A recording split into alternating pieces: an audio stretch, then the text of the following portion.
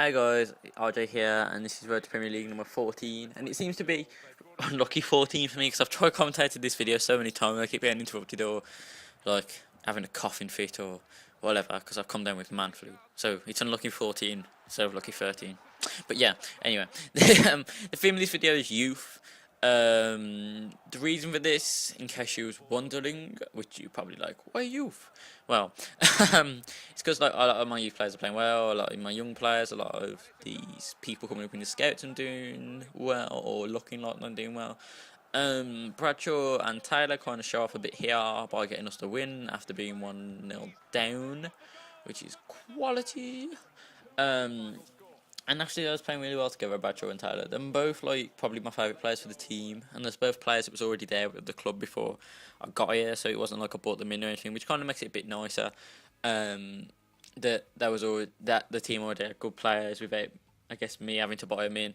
But they're actually playing really well, and as well as them, Evat, who's my midfielder, and Goldson, who's my centre back, is playing really well.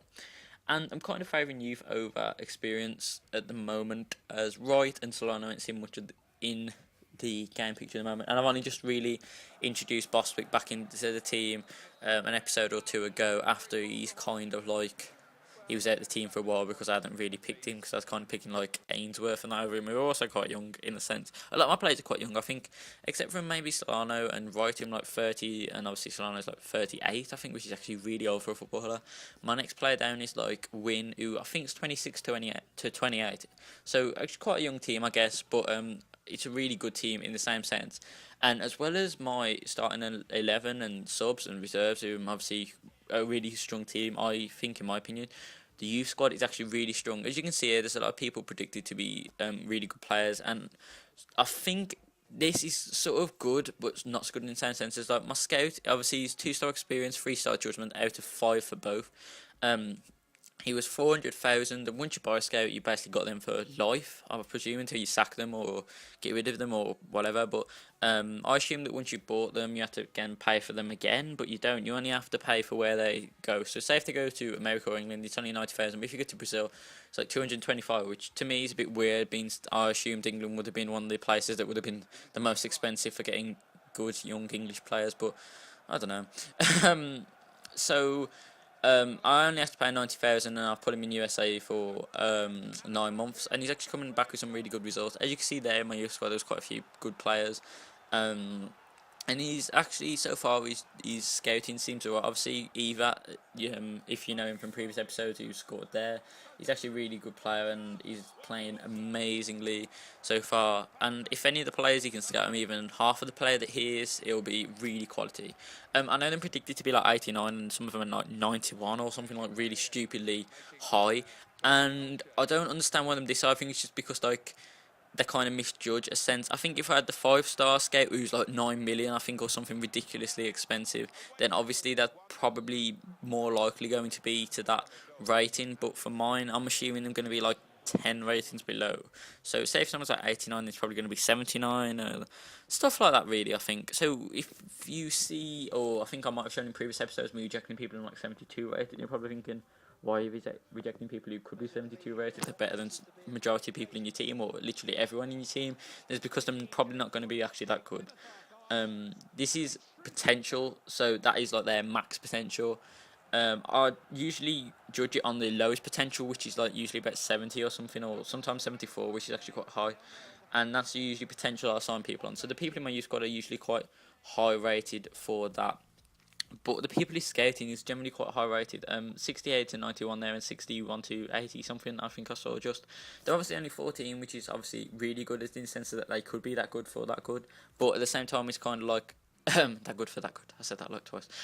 But at the same time, it's not as good because they can't play. I keep saying good, it's annoying. But yeah, so because they can't play and they're not eligible to play for me till they're like 16, or I think it's 16. So but I'm definitely favouring youth over experience. And as you can see there, I do sell Regan. You probably, none of you will know if you only just started watching the series. If you watched it probably from the beginning, you will know him. He was my like first choice right back for quite a period of time, but this season I have not played him at all. I bought a 42 Amasi, my right back, who's like 22, and he's awesome. He's so quick. and he can put some quality crosses in. And he's kind of basically replaced him and stuff. So I haven't actually played Regan at all. And it kind of after selling him, it kind of was like a bad sign because I got absolutely hammered by Huddersfield. And this was really weird because I usually win Huddersfield, but I didn't in this episode, which was kind of weird. And there was quite a few funny things in this episode, in the sense that after a game, Gradison got suspended for 3 games, and I don't understand why, because he didn't get a yellow card or anything in the game, but he gets suspended for 3 games, and it's kind of looked like he's kicked someone or squared up to someone or hit somebody or something, but it was really weird. It was really funny, and it made me laugh so much at the time, and I really couldn't get my head around why. And I obviously recorded the game, and I went back and watched it, and he hadn't done anything at all, so I totally didn't understand what had gone on there. But it was quite funny. But I had to try and get serious. I had to try and get my head in the game, in a sense, for this FA Cup game.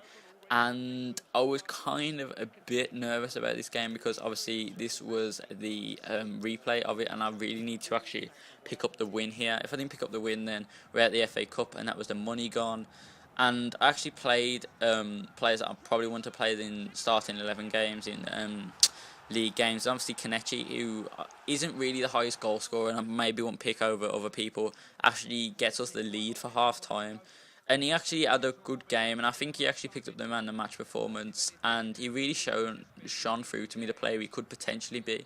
He's 24, so I'm not sure whether there is much improvement that can go on there, as I'm not sure whether there's a certain limit, and then after that limit there's something you can do or can't do. But he actually shows here really quality passing abilities. He puts through to Taylor there, who finishes that easily. Taylor, obviously, who can seem to finish from everywhere at the moment, is actually a really insane quality player, and definitely my most positive and my best player of the team. But I'm going to end this here, guys, because I've done this commentary so many times and I just want to get it over with.